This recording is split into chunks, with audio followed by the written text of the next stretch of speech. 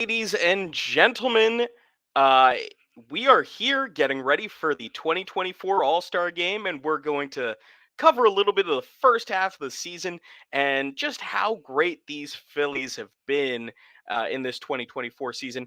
I'm your host here tonight, Alec Costable, lead Phillies writer for Philly Sports Network, and to my virtual right is Zach Chalvalella. Of course, the Sixers editor for the site, but also a Phillies connoisseur, if I do say so myself. A bit of a Philly fanatic myself, might I say. Ah, indeed. Yes, yes. Well, going into the break here, the Phillies have accumulated 62 wins. It's the second most all time before an All Star break. Granted, seasons have start and began at different times. But if they had won on the last day of the season, they would have matched the 1970, I believe, 3-4 or 4-5 Dodgers with most wins before the All Star break. This team's rolling. What can you say about this Phil squad? Yeah, I think coming into the season, there was a lot of excitement around this team, obviously, just based on where they've been in the past two seasons. But I'd be hard pressed to find someone who I think expected this exact type of performance. We knew that they were capable of great things, but they've exceeded those expectations. And there's a lot of very talented players on this team. But in addition to that great talent, there's just a unique sense of chemistry that you don't usually get out of a ball club. So it's been just an incredible journey to watch so far, and hopefully the second half has a lot more of this to come. Yeah, it's incredible what this team has really put together. To put into scope for preseason predictions, I actually went a little bit down on this season's team because I was a little bit worried about the starting pitching. Boy, was I wrong on that. And we'll address that later with, just, how many all stars we might even see tonight, including a starting pitcher, two other starting pitchers who won't even be there, and the rest of the starting staff that has done a tremendous job. But I think I predicted this team to go like 89-73. Like a step back, but still in the wild card, maybe still make some noise. I don't know. There was something about last season that put me in a pessimistic mood. But what I've seen from the Phillies this year has been nothing short of great. And let's talk about that team chemistry that you mentioned. You have all these guys and they seem to be clicking. So we're having the All Star game tonight down in Arlington, Texas. If you wanted to build an entire squad from all of those players in both leagues and put them in one locker room, they're all stars, and agreeably so, they'd have that talent. But would they be greater than the sum of their parts? For me, this Phillies team has 100% been better than the sum of their parts. They are a cohesive group that is really bonding together, not just perform together, bonding together. They're at each other's events, they're supporting each other on the field. Uh, am I missing something, or does this feel like even closer together than, say, the Phillies '07 to 11 team? Like, they feel like united front. Yeah, I think there was a certain sense of unity with that 07, 08 ball club. That run that they went on. With obviously Utley, Rollins, Howard, Hamels, Victorino, Chooch, so on and so forth. There was a certain passion that the fan base had with that core, that continuity that they saw with the roster there. But it seems that level of effectively vibes, for lack of a better term, that the fan base felt about the team then is mutual with how the team feels about each other now. I mean, and people have accused of pandering. I think we're well past the point of pandering to the point where you have to consider that it's legitimate. But the way that Bryce Harper has acted since he came to Philadelphia and the way that he's interacted with his other teammates, including Bryson Stott, especially, and you see how, well, the Phillies daycare, as they've called it, how they've grown together with this team. And there's just a unique bond that it transcends languages. It's poured throughout this club, and it is truly unique. It's the first time that I've seen this in a ball club, and this is just it's a special group. You mentioned being greater than the sum of their parts. That's, I think, part of what's interesting about the number of Phillies players who have been named to the All-Star team, those available and those unavailable, is that if you, before the season, just highlighted any of those names and asked if they were going to be an all-star or not, more than half of this list, I don't think you would expect to be an all-star. And yet, because of that cohesive effort that we've seen, everybody lifting everybody else up, and it's improved everybody else's level of play across the board. And also, to the credit of the players, they have exceeded expectations themselves. But that has really worked jointly to just lift this entire team, lift individual performances, and now you're looking at honestly, arguably the best team in baseball in a way that seems like it might not go away anytime soon. So when you look at this Phillies team, and I'm on the field. I've been down to 12 games so far this season on field. You can really see the connections. I mean, you see two of the Phillies All Stars, Hoffman and Strom, are just joined at the hip. They have this almost religious like unity in that they are throwing partners. But for some reason, like that has bonded them closer. But that has also united different parts of the bullpen as well. I talked with Orion Kirkring, and he said whenever he needs something, he goes to Strom, he goes to Hoffman, he also goes to Alvarado. And I also see Alvarado joined at the hip with like Sir Anthony. I see him with like Ruiz. I see all those guys together. There really doesn't seem to be any part of this team that is kind of like to the side doing their own thing. Last year with the Philly squad, there felt like one exception to the overall vibe, and that was Craig Kimbrell. Craig Kimbrell, of course, this multi time All Star, one of the best closers of his generation. And he always felt that he was kind of on his own side, kind of like a lone wolf in a dog park. Like you have all these golden retrievers running around and having a good time, but uh, he's off kind of in the corner doing his own thing. But going into that, I want to go into something that's been kind of trending around social media the past couple weeks. So, of course, JT Realmuto is currently down with an injury. He's slated to come back probably in the next series or two. Of course, it was a meniscus injury. So they went up and cleaned under his knee, but he seems to be moving just fine. He should be good for the rest of the season. But because of that, we got a call up from Rafael Marchand. Rafael Marchand has done very well so far. He's hitting around 270. He's shown a little bit more power than he ever has in the minors. He's been competent behind the plate. And before, any offense, we had been introduced to his defensive ability. It's there. But of course, the incumbent, the backup, Garrett Stubbs, is someone who's well known to be like very part of this core, especially with, so to speak, the vibes. He seems to have an understanding on, what this team's about. And what I've been seeing discourse wise on the internet the past week or two is that people are up in arms over, oh, when JT Realmuto comes back, they have to get rid of Stubbs. They need to get rid of Stubbs. Oh, this Marchand kid, he's going to be something. He's got to be the one to be the backup on this team. First of all, let me say it's kind of ridiculous we're arguing over the backup catcher position on this team. But Zach, how familiar are you with this topic? Have you seen any discourse on this? And do you have any thoughts? Yeah, I've seen it. I've heard it. I've been a Rafael Marchand fan for a while. Since he came up in 2021. Obviously, he had a short stint the year before, but I like the offense. I think long term that you're looking at a reliable catcher at the plate. Um, that being said, even as a guy who likes Marchand, I'm a keep Stubbs kind of guy, and I'm going to explain why. So the Discord's been out there, obviously. Uh, Marchand is performing at a higher level at the plate. I completely understand that. There is a preference, maybe isn't ideal, but there is a strong. Um, well, what I'll say is your star pitching staff, which has been one of your linchpins this entire season, thoroughly enjoys pitching to Garrett Stubbs, right?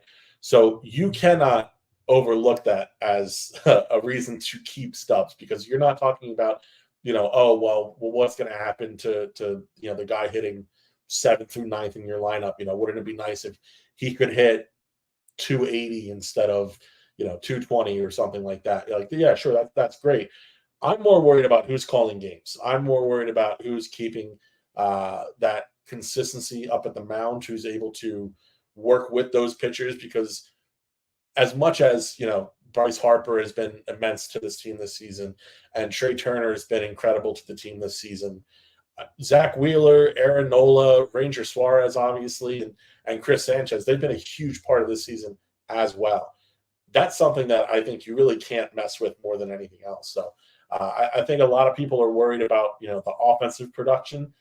I'm much more willing to leave that up to guys like Harper, like Turner, Alec Boehm, Castellanos, Schwarber. I mean, I'm going through a lot of names because there's a lot of offensive talent on this team. So, all that just to show, I would rather have the guy who the pitchers are much more comfortable working with in that aspect of the game. I think that has the potential to take your team a lot further. And then, yeah, on top of that, like, I'm not going to say the vibes aren't a reason to consider, because this team chemistry is a core component. And in the way that we've seen certain other athletes for certain other different teams in Philadelphia kind of be a little bit of a spark plug presence. Boston Scott with the Philadelphia Eagles last season, campaign was like that with the Sixers. There's a little bit of like a spark plug kind of aspect to Garrett Stubbs. You'll watch a guy who just is just kind of like a little battery running around out there. You see him on the base path, and there's just this. It's not just that you gotta love Garrett Stubbs, but there's just something about him that brings out a strong competitor who enjoys the game in you. So I think for all of those reasons, more so than anything, because the pitchers like pitching to him, Garrett Stubbs has to be the guy for the rest of the season when JT comes back. I think you're on mute, Alan. There we go.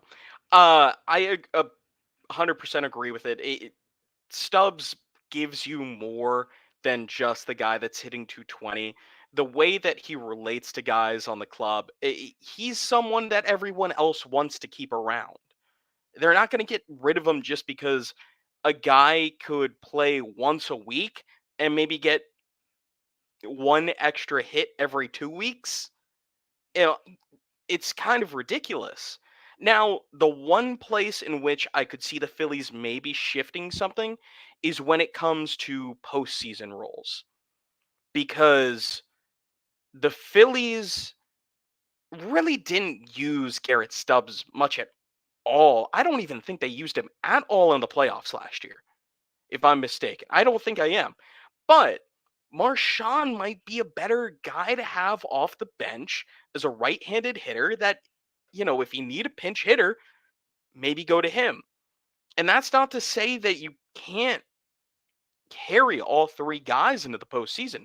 You don't need a fifth starter. You're not going to be carrying um, Taiwan Walker. You're not going to be carrying a Michael Mercado, a Jose Ruiz. You don't really have to worry about those guys being on the postseason roster. So if you want to carry three catchers, you can.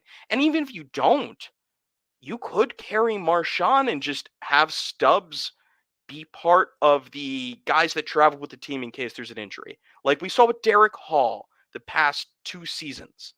Derek Hall has not played in the postseason for the Phillies, but any locker room celebration, you've seen him there. And that's because he's been part of the group to kind of travel with the team in case of an injury. So I think if there is going to be some sort of change this year, it might be that. But when JT Realmuto comes back, there isn't going to be a change for the backup. But you're going to tell Rafael Marchand, hey, you impressed us. You're headed back down, but that's because you're going to get consistent playing time. Here behind JT, you might see once a week, two times a week if you're lucky. So what's the point on really having him here in this roster? Yeah, I would definitely agree. I think the more effectively, like, snaps is the term that I love transcending sports. It rolls off the tongue better. But like those extra at bats, those extra snaps that you can get for Rafael Marchand, I think is definitely important, because we could still be looking at, and it kind of feels like it's been a long time coming because he's been in Philadelphia for a while, even though it doesn't really seem like it based off his experience. But you want to give him those opportunities because we could really be looking at a player who could contribute for a long time ahead. I do like your idea of him possibly being with the team during the postseason. Like you said, Stubbs did not play during the postseason for Philadelphia. And obviously, you're putting JT out there every opportunity you get. Rest be damned, it's the playoffs. That's kind of the whole thing. So when you talk about having a bench bat, it's going to be really interesting to see what Philadelphia does at the deadline here. But either way, Marchand can hit off lefties. He can hit off of righties. There's not really a whole lot of concern there either way. He's a pretty productive hitter no matter who he's facing. So that's pretty strong value to have. And if you're talking about a situation where you really need to um, you're desperate for a bat off the bench, which I feel like Philadelphia has been for some time. You have a guy who is known in the clubhouse, and we don't know. Brent Rooker, Lane Thomas, or any of these players, on the horizon for Philadelphia. Could that change things? Potentially, but if you have a guy like Marchand on the bench, it always helps to have more bench bats that you can rely on. Somebody who maybe he doesn't give you a Matt Stairs moment, but maybe he gives you a key hit that helps you either extend or take over a series. So I'm obviously team depth. So and when it comes to a situation like that, I would love to have a guy who can hit coming off the bench because we've seen that be a problem for Philadelphia in the past, even recently. So yeah, absolutely. There's not a ton more to address with this. I do want to address one comment because I did make a mistake. It said who got picked from ISU. I saw that I and I thought it was LSU. So if it is an I, the Phillies did indeed pick in the fifth round Carter Matheson from Indiana University. Carter Matheson, uh, you know, they've really gone for tools this draft, and I'll briefly mention what I saw the Phillies do in this 2024 first year draft. But Matheson hit 260, 16 doubles, 13 home runs, 44 RBI, and 876 OPS in 60 games as a junior. He's a left-handed hitter. He was named to the Big Ten All Tournament team. Um, is 6'2", good size to him, 215. So he actually is the third player in Indiana history to hit 40 or more homers in their first three seasons, joining Phillies designated hitter Kyle Schwarber and Alex Dickerson, a former Giant. So there is something there. The Phillies really did go tool.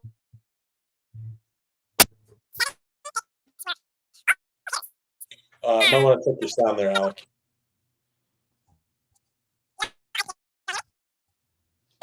I'll be honest, I don't know. You kind of sound like one of Alvin and the Chipmunks. Not quite sure what happened with your mic there. But while Alex figuring that out, I think the toolsiness of Carter is definitely what stands out there. And you talked about getting guys who have that ability, have that kind of multi-tool set. We saw a focus on the outfield as well for Philadelphia.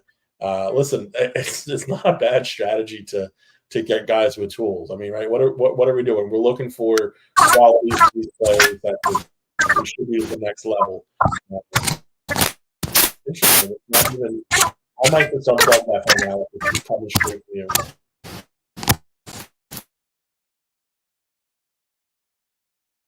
Yeah, that's better. So Philadelphia obviously looking for all better, looking for tools in their players. Definitely needs some help in the outfield, building that prospect pool of outfielders out even more. Obviously, they have Crawford down in the minors. Who knows what his future holds as we're around the trade deadline? That's the one thing that you're never quite certain of at this time of year. But building that outfield pool, definitely a great way to go about it here with Carter Matheson. And you get a guy who, I think he can kind of grow into some of the areas that you typically expect out of a toolsy outfielder in terms of, he's not the highest level base stealer, but Philadelphia has done a great job kind of teaching up that small ball at times in terms of reading the bases and the base path. Come a long way from the past 3 to 5 years where Philadelphia's been in that regard. So if that's a guy who you can kind of build up in that same way, I mean, you could be looking at, especially with the changes to the rules that have been made in recent years that have helped produce more stolen bases. I think you're looking at a guy who actually could contribute on the base path in addition to at the plate and in the field. So I'm excited for him. Yeah, absolutely. And speaking of the toolsiness that some of the picks the Phillies had, in round one, the Phillies went with Dante Nori. He's on the older side of the draft, high school draft eligible players. He's 19 years old now, and I think he turns 20 in October. Both him and then their second round pick, um, but it's Griffin Burkholder. Both of them are speed first kind of guys. I think they were both outfielders, and if I remember correctly, I think no, they announced Burkholder also as an outfielder. But yeah, they went with speed first options, which kind of is reminiscent of the mid 2000s, late 2000s kind of mess of drafting the Phillies had. But I think this front office is really seeing how the game has evolved with the larger bases, with the um, pickoff rules, different things like that. And they've seen that, some of those things are working right now. That it might be more of an important skill that it's been since maybe even the 80s when you had the Cardinals build these speed first teams that really devastated the league because they were playing on turf and balls were just bouncing everywhere. So you start running on teams, you start winning. But, I think this is a completely different front office than we've seen from the late 2000s, early 2000s mess. So what they saw in these guys, it's just kind of a we'll see thing. These are Yeah. prospects for a reason. They're Well, lottery tickets. I think when you talk about Nori in particular, yes, he's kind of like I don't want to say maxed out in terms of power, but you don't expect him to be overly a threat in terms of power at the next level. But you are talking about a dude who, if all goes right, could compete for a batting title. That's I think what I'm most excited about is that you have that ability to get on base and a guy who could be a real speed demon as well. So to have somebody who, for a guy who I've come to deal with Kyle Schwarber in the leadoff spot. It's not my I'm not born that way. It's been an adjustment. Projecting towards the future, looking at a guy like Nori who could legitimately be an incredible leadoff option for Philadelphia. I mean that's exciting for me. So I definitely think that there's a lot of potential there, even if his well, again, I'll use the word potential is capped in other areas. I feel pretty good overall for a guy you're talking about was selected rather late in the first round. So you're not necessarily getting a full five tool guy, but if you're getting a guy who's really good in three of those five tools, I'm pretty happy with that. So I would say from the draft, there's two guys that kind of stood out to me that I really liked. First one was their fourth round pick. That's Carson DeMartini from Virginia Tech. This is a guy that really showed that he can handle the bat, and there's some power there as well. 6 foot, 197, left-handed hitter. But again, the power's there. There's just a little bit of a swing and miss concern. I mean, he posted an 1,077 OPS his junior season this year. So there's a bat in his hands. That's something interesting. The other one I liked was Cody Shojinaga. I think I'm saying that right, from the University of Kansas. He's from Hawaii, but he really posted a great, not much power, but he was hitting 357 as a catcher. I also heard that he's a decent second baseman. This is what we were talking about in the reverse chooch, starting out as a middle infielder and going to catcher, he might do the opposite. I wouldn't be surprised. But those are two names that I kind of liked. The the fourth and sixth picks of this draft for the Phillies. But let's move on. Tonight is the All Star game. The Phillies tied a record with 8 players selected. You have Zach Wheeler and Ranger Suarez, who won't be there. I think Zach Wheeler had a little bit of back tightness. Ranger, he'd been struggling, and they just want to give those guys some time. But then you have Christopher Sanchez, who has been an amazing success story for the Phillies. You have the starting 3 on the field for the Phillies. You have Bryce Harper over at first base, Trey Turner at shortstop, and Alec Boehm at third base. Alex are winning this year. It's great. But then in the bullpen, you have 2 guys as well, Jeff Hoffman and Matt Strom. I mean, you look up and down this All-Star team, if you throw a rock, you're probably going to hit a Philly. Like, who of this core has impressed you the most this year, Zach? It's a really good question. I mean, Alec Boehm stands out from the plate as a guy who just look at how far he's come in Philadelphia. I mean, he was in the home run derby yesterday and honestly performed admirably. It looked like for a moment that he was going to go to the finals. But the guy to me who really sticks out is, and talk about where they came from to where they are now, Jeff Hoffman. I mean, just the strides that he's made. It's a beautiful story. I look forward to watching the movie someday. But it's a guy who you just didn't expect. He wasn't a marquee acquisition at the time for Philadelphia, and he's just consistently gotten better and better. And now he's arguably the most reliable. I mean, I know Strom has been fantastic this season, so he's, of course, here deservedly as well. Hoffman's arguably been the most reliable guy through major stretches. So for me, that's the major addition to this all-star lineup here. I'm very happy to see Bryce Harper get there, especially, now as a first baseman. Just it's good to see. Obviously, he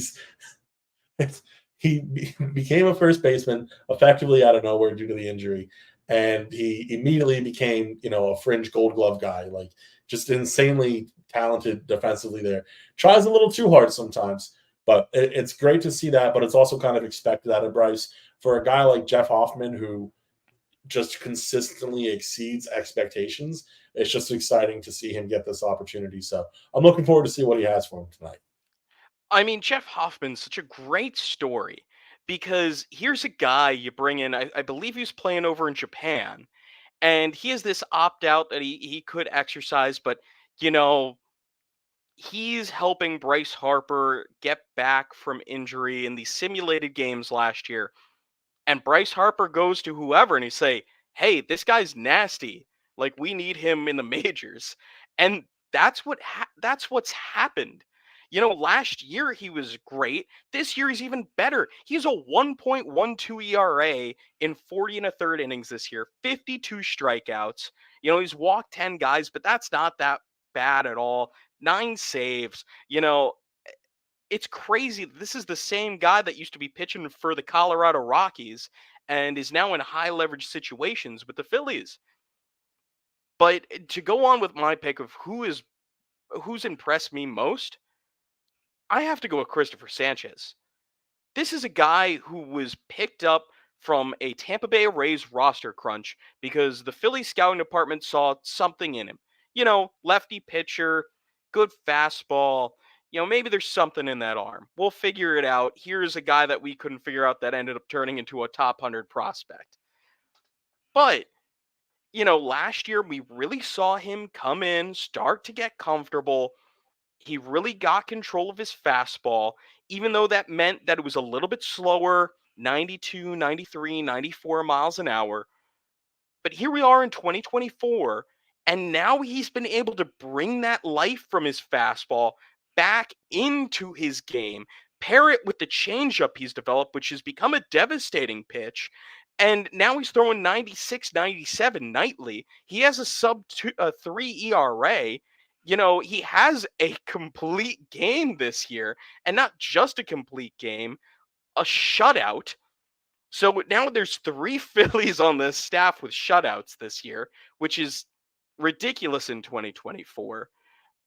Uh, His rise from fringe, maybe he becomes an up down bullpen loogie guy, to being a guy that got an extension and is now a mainstay in this rotation for at least the next, what, I think it's 5, 6 years. I I couldn't be happier with what we've seen from Christopher Sanchez this season. Yeah, it's incredibly exciting to see this guy really put it all together, like you said, and reach this point. You know, now he has the new deal. He's an all star, like you said. Uh, to see a guy like Christopher Sanchez, and this is not an insult to Aaron Nola, who I think has pitched very well this season, and effectively outpitched Nola so far this season to the point where he's named an All Star. Just speaks to how amazing Sanchez has been. This rotation. I think that there was no question on the top three. People didn't expect Ranger to be as good as he was this season. That's been an added benefit. But this top three was really looking to be set and secure and fantastic. Taiwan Walker, say what you will. And, then there was some question marks. Sanchez had pitched well last season, but I just don't think that expectation was really there for him to be an all-star, for crying out loud. For him to get a sub 3.5 ERA last year through only working part of the season was impressive enough. But, now he's here. We're midway through the season. He's got a sub 3 ERA. I mean, it's just, what can you say about the guy other than it's just impressive, and good for him, and hopefully he keeps it up. But it's been just a great start to the year for Christopher Sanchez, and hopefully a great start to an exciting career for him as well. Yeah, as you say, the entire rotation, 1 through 4, will say Taiwan Walker hasn't had a feel for his splitter all year, which historically has been his best pitch. If you don't have your best pitch, that's a problem. That's the whole reason he went on the IL. A lot of people say, "Oh, it's a phantom IL stint." There's actual evidence that the reason they did, he could have still pitched, but the thing going on with his finger, the hot spot, the blister, was preventing him from throwing the splitter. So they weren't going to handicap their own pitcher going down the stretch here. They might as well have him try to figure it out, maybe go through some velocity programs, see if he can regain some of his life on his fastball too. But again, 1 through 4, Wheeler just having a great season that we've known him to have. A 2.70 ERA. He's the only guy of those four not to have a complete game yet, which is almost hilarious when you think about where he's been through. But he's already at 126 strikeouts this year. Uh, he's at 10 wins, which again, wins aren't important, but it's a sexy stat. Same with Ranger at 10 wins. He struggled of late, but a 2.76 ERA. He had the shutout against the White Sox. He's at 114 innings. He's been looking great. His fielding and a bit of pitching is just a tad worse than his actual ERA, which means he's about where he should be. He's at a 3.04 on the FIP. And then Aaron Nola, who last year struggled. Maybe it had to do with the clock. Maybe it had to do with something else. It seemed to be more of the clock. And when he kind of figured out his last couple of starts, then into playoffs, it really showed. But this year, a 3.38 ERA. He leads the staff in innings pitched at 119 and 2/3, and then also leads the way with 11 wins. But he's been what we know he can be. Just putting that all together, it's great. It's great to see. Even looking at someone like Tyler Phillips, who made his major league debut start against the A's. Now, he did ended up giving 4 earned runs up, 4 or 5, but that was because of inherited runners. But before that, he had basically secured a quality start. He had given up 3 earned runs in 6 innings, but they had brought him out to the seventh because he was only at like 72 pitches.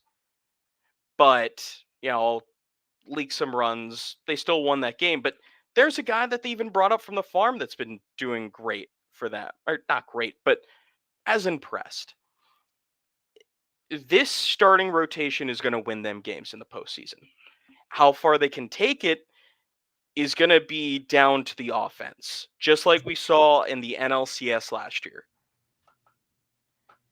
Yeah, and I think again, that's part of what's going to be really interesting around the trade deadline is to see where that focus lies. Obviously there's been a lot of rumors connecting the Phillies to a couple different Oakland A's and Mason Miller and Brent Rooker and there's other guys. Everyone has their favorite slugger that they want to see brought into Philadelphia. Whether it's the Lane Thomas, whether you want to go the Chicago White Sox route, or what effectively whoever you want to bring into Philadelphia.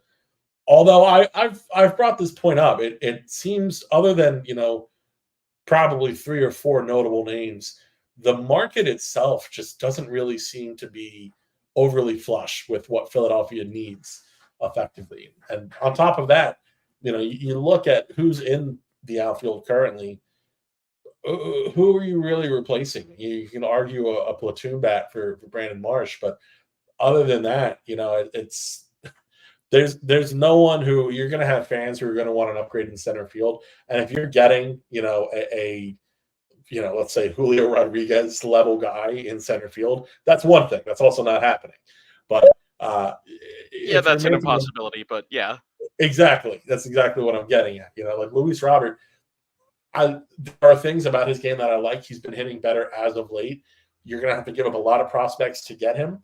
And I just still don't know if that really takes you far enough moving him into center field. So, potentially one of those platoon bats, I would say I'm more interested in. Building that depth is something that I think you can't overvalue as well. So, whether you do opt to go with the bullpen and maybe try and get a bench bat in there, even if he's not necessarily a platoon bat because you can't play him in the field, whatever the case there, just improving that depth so that if somebody is in a little bit of a slump, you have options. Because that's kind of the problem we ran into last year is that Philadelphia had guys who were hitting like machines through various rounds. And then just when it got to, effectively elimination time, the bats did not live up to the expectation. And you had no one really to turn to when the bats went cold. So you have to give yourself a little more, the Howie Roseman term is optionality. You got to give yourself a little more optionality come October. Yeah, I pretty much have sold myself on that the Phillies' lone offensive pickup is going to be Mark Canha from the Detroit Tigers. This Interesting. is a guy who's hitting 286 with a 476 slug, so that's a 879 OPS this year against lefty pitchers. That's what you need to pair with Brandon Marsh in left field right now. Because let's just admit it, Christian Pache is not giving the Phillies anything at the moment. Occasionally he runs into a hit. Sometimes he works out a walk. He's good defensively, but he's just repetitive on a team with Johan Rojas.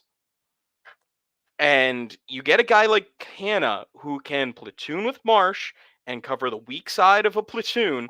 That's all you really need him for.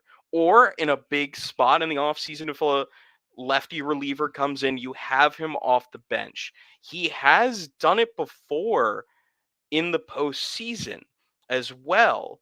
He played with Oakland in 2018, 2019, 2020. He was on the Mets in 22, and then Milwaukee last year. And with Milwaukee last year, he went 3 for 9 or no, 3 for 8 with a walk. Or maybe it's a hit by pitch. I'm not. It was a hit by pitch. Um. Oh, don't look at the rest of his postseason stats. We'll ignore that. Because they're all from like 2020 for the most part. We'll ignore that. But last year, solid with the Brewers. Again, you're not starting him every game. You're just starting him against lefties. and you can trade him and Brennan Marsh out when you see fit, depending on bullpen structures.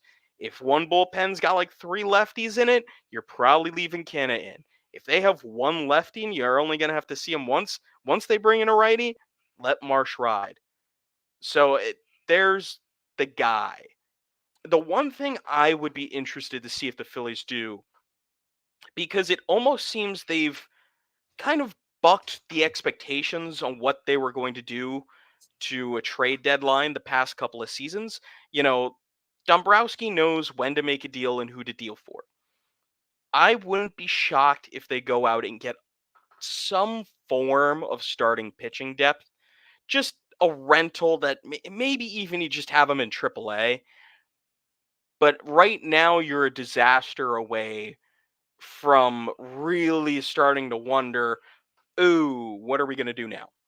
Because the Phillies definitely want to go to a six-man rotation when it comes to August, comes to September, so they can really get guys primed and ready for the postseason. They want to do it. But how are they going to do it if you're really going to be rolling Michael Mercado out once a week? That's not going to work. Mick Abel's been terrible. They're not going to be able to get anything from him, most likely. But listen, last year, they went and traded How You Lee to the Tigers for Michael Lorenzen. How You Lee has like no power. He's like a second base prospect. And they were able to flip him for a guy who went and pitched a no hitter for the Phillies.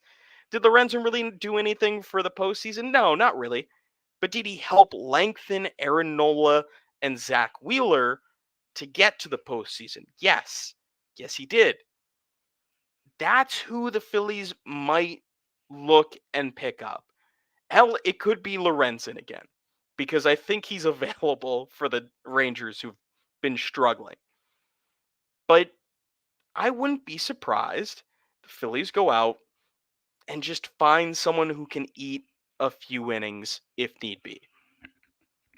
Yeah, I don't think that's a crazy strategy for Philadelphia at all. And I wonder if they go back to a frequent trade partner as of late and head back over to Anaheim and look at possibly adding in one of their pitchers in addition to a guy like Taylor Ward, who has been phenomenal against left-handed pitching the past two seasons. Doesn't really get the volume of at bats against left-handers that you'd want, but he's hit over 300 both this season and last.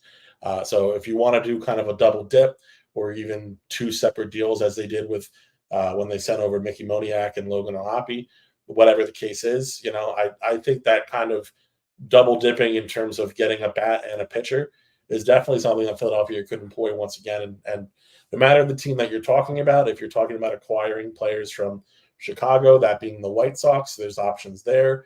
From the A's, there's options there. I think it was John Stolas who I saw talking today regarding Mason Miller. And now this wouldn't be a 2024 plan, but the A's apparently have had it. They've discussed the concept of turning him into a starting pitcher. And so that remains potentially an option for Philadelphia. Again, this is according to Stolas' speculation. But there's options effectively to add to the pitching side of things in addition to getting a bat in a similar move. And then obviously when you look at Washington, there's options there I think as well.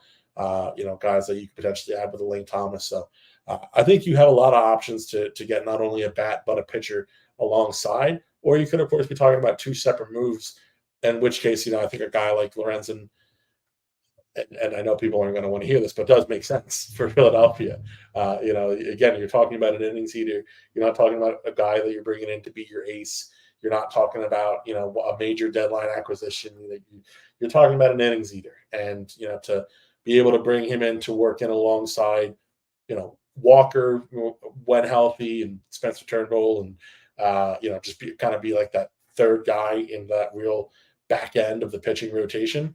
Yeah, no, I think that's definitely something that Philadelphia could look into. And again, that is kind of contrary to really finding that outfield bat, that stud outfield bat that Philadelphia are, arguably if there is a need, I would say it would probably be for that.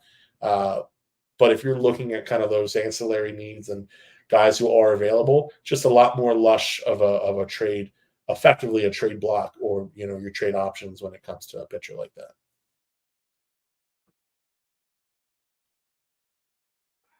So I can't find it here. They might not have it listed anymore. But I put down, I think, like $2 on a player to win MVP of the All Star game. Just felt like it. Why not? Out of all the guys the Phillies are sending, who do you think has the best chance of winning the All Star game MVP if the National League were to win? And then I'll tell you my pick after. Well, I mean, how can you not say Bryce Harper? He's got to be the odds-on favorite, at least. Let's say. Yeah, he was the odds-on favorite. I remember for the National League. Maybe he was behind Otani. Yeah. Maybe behind Otani. But I went with a little bit more of a long shot. I got it plus 2,000. Ooh, Trey Turner. I Trey love it Turner is the starting shortstop and batting third for the National League. He will have to face Corbin Burns in the first inning, but guess what? He's been probably the hottest bat in July. He's been insane at the plate. No matter who he's been playing, the Dodgers or the A's, he has been a key bat in this lineup. He continues to hit over 330.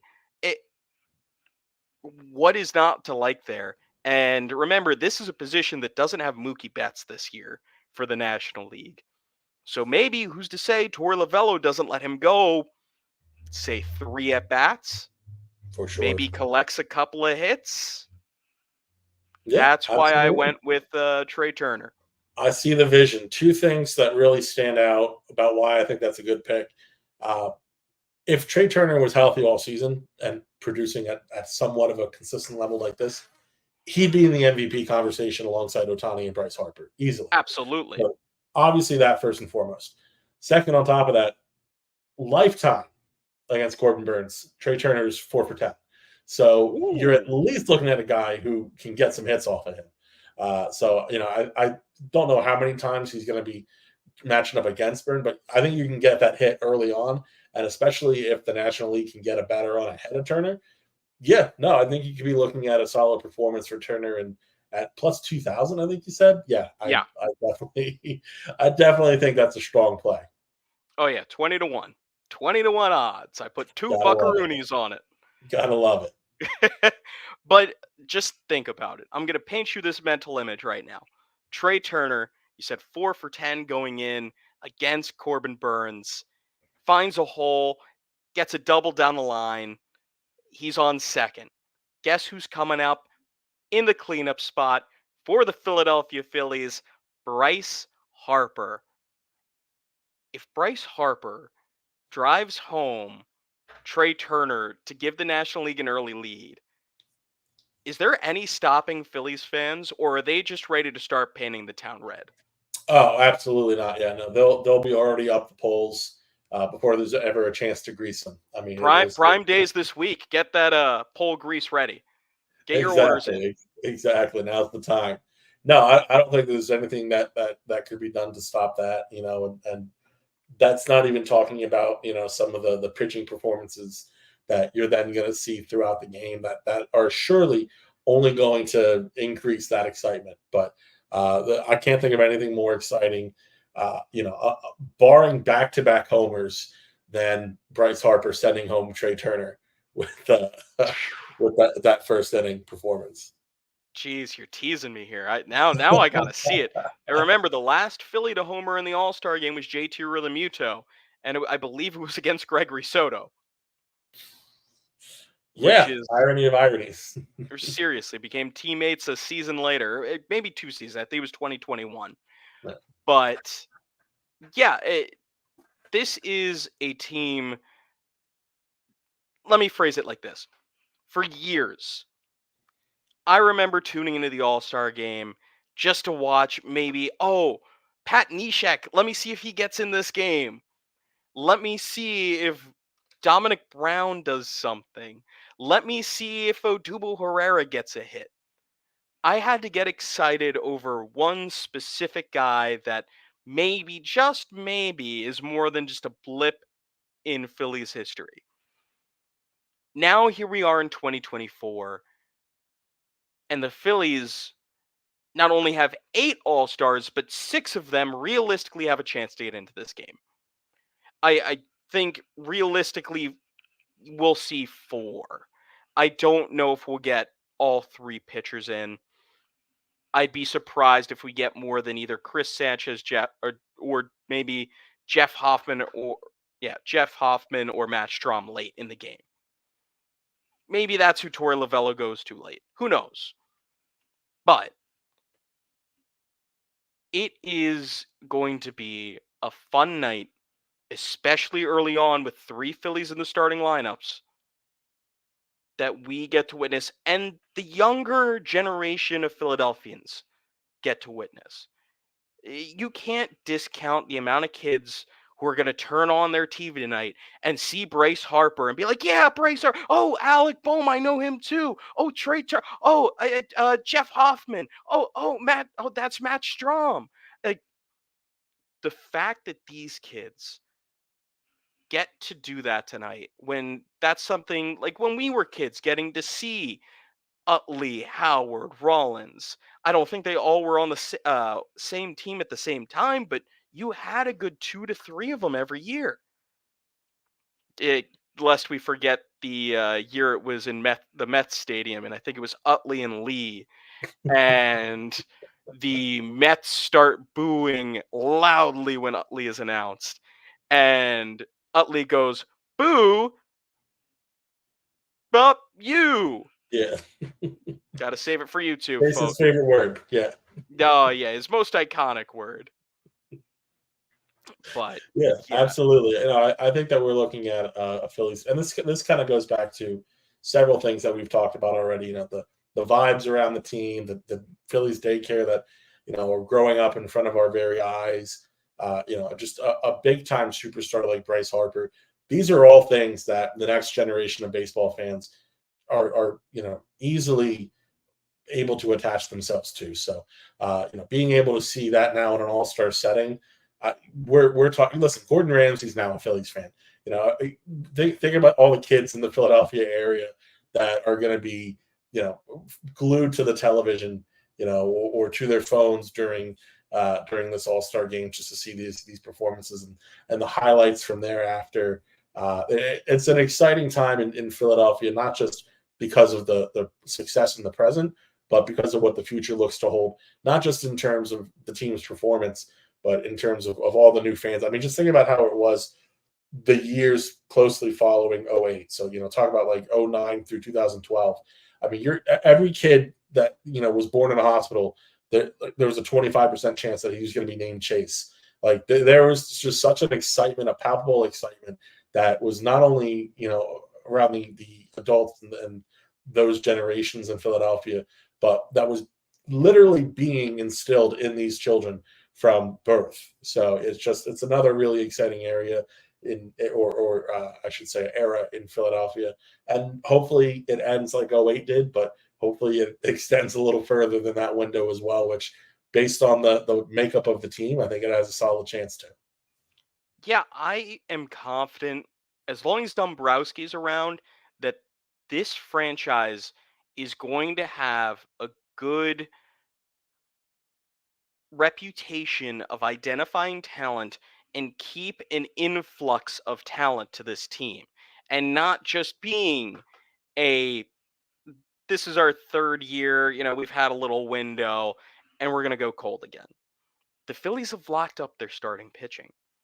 The only one that hasn't been is Ranger Suarez, who is still signed through next year, or under team control through next year. And then beyond that, they still have Andrew Painter, who is going to come back and pitch next season. It might not be right away in the majors, but he'll be there. And there's a reason why he has been a top 25 prospect in all of baseball, even though he's been injured the past 2 seasons. There's a reason why there's an excitement behind him. So you have that. You have other guys that can develop. Was it Allighieri who just got moved up to Double A? There's an excitement behind the Italian there, who's actually Italian born. There's Clausen, who's still down in High A, who is someone who's kind of gained a different level to his game this year and could be seen in Double A by the end of the season. The Phillies have sneakily rebuilt the minor leagues to a point that they have this talent. They have guys that they can pull from if they need to make trades or sit on them and let them develop. Let them marinate. But with Dombrowski behind, I'm confident this team's going to continue to compete and continue to have a cohesive unit that is sent out to the field that continues this energy about them. Now, I think it's not strange to say they need to make the World Series this year. They need to make it to the World Series. I'm not saying they need to win it, but if this is a case of the golden era of Phillies baseball back in 2011, where they failed to win the division series after failing in the championship series, after failing in the World Series, I think that eats it, yeah. And not in a good way. Right now, it's a good way. The Phillies want to go out and win a World Series. They want to do everything they can. They haven't been discouraged. They haven't been beaten by a better team. The Diamondbacks were not a better team than the Phillies. At least 8.5 out of 10 times, last year's Phillies team beats those Diamondbacks in a 7-game series. The last 2 games, it was just ridiculous how quiet the bats went. Alec Bohm finally woke up in game 7, hit that home run, but it wasn't enough. They couldn't maintain the bats. Corbin Carroll woke up in game 7. It just a whole lot of factors led to that. This season, this is the team.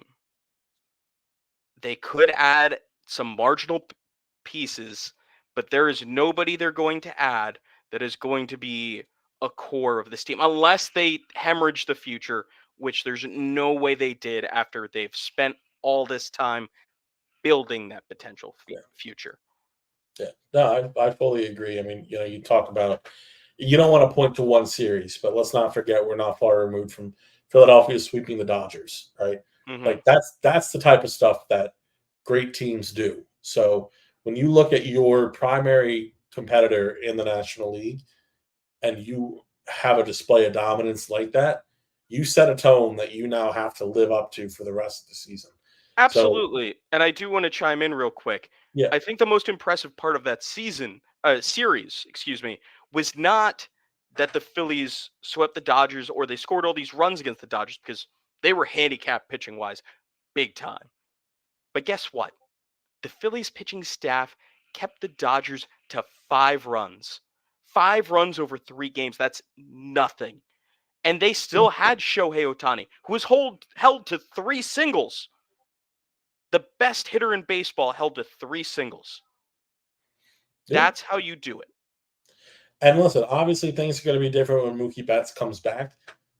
But again, like you pointed out, that's the MVP competition for Bryce Harper, and they held him to 3 singles. Like that's I understand that Mookie Betts is an incredible player and he's going to make a sizable difference for LA. I fully expect them to make some large scale trade deadline acquisition that we didn't even know was on the table just because that's LA.